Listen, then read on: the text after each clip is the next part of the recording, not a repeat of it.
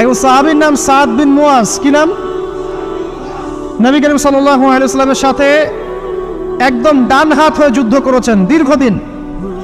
বদর তিনি বীর সেনা, উহুদের বীর সেনা, ঠিক আছে। খন্দকের যুদ্ধেও বীর বিক্রমে যুদ্ধ করেছেন। তিনি আনসার সাহাবী, একদম মদিনার নেতা সাহাবী।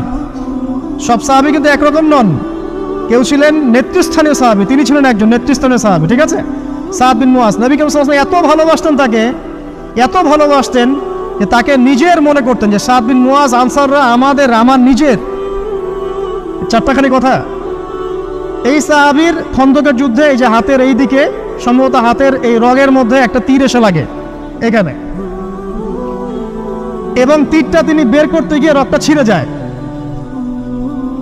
এরপর ফিনকি দিয়ে রক্ত বের হওয়া শুরু হয়। চিকিৎসা করে করে রক্ত বন্ধ করা যায় নাই, এবং এই রক্তের প্রবাহিত রক্তেই আল্লাহর ইচ্ছায় তিনি শাহাদাত বরণ করেন, তিনি ইন্তেকাল করেন। নবী করিম সাল্লাল্লাহু আলাইহি ওয়াসাল্লাম প্রচণ্ড ব্যথিত হন, মানে মনটা তার খুব নরম হয়ে যায় সাদ বিন মুয়াজ রাদিয়াল্লাহু আনহুর জন্য। তো এই সাহাবীর যখন জানাজার নামাজ পড়ানো হচ্ছে, নবীজি বলছেন 70,000 ফেরেশতা তার নামাজে অংশ নিয়েছে। আর এই সাহাবীকে যখন কবরে শোয়ানো হয়েছে, নবী করিম সাল্লাল্লাহু আলাইহি ওয়াসাল্লাম পরে জানিয়েছেন কবরের যে মৃদু চাপ, সাদ বিন মুয়াজ রাদিয়াল্লাহু আনহুর কবরেও সেই মৃদু চাপ দেওয়া হয়েছে। আমি কি বুঝাতে পারলাম ভাই?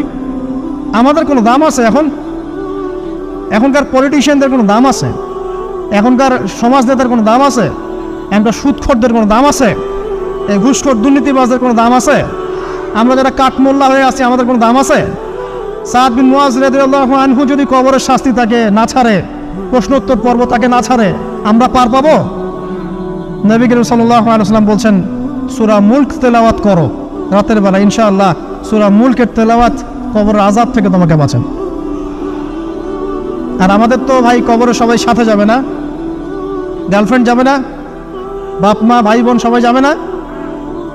একজন ব্যক্তি সুদ খাচ্ছে, জিজ্ঞাসা করে দেখেন কেন খায়, বলবে তার সন্তানের জন্য খায়, তার বউয়ের জন্য খায়, তার মা বাবাকে দেখতে হবে তাই খায়, তাই না? একজন ব্যক্তি ঘুষ খায়, বলবে আমার পরিবারের জন্য খাই।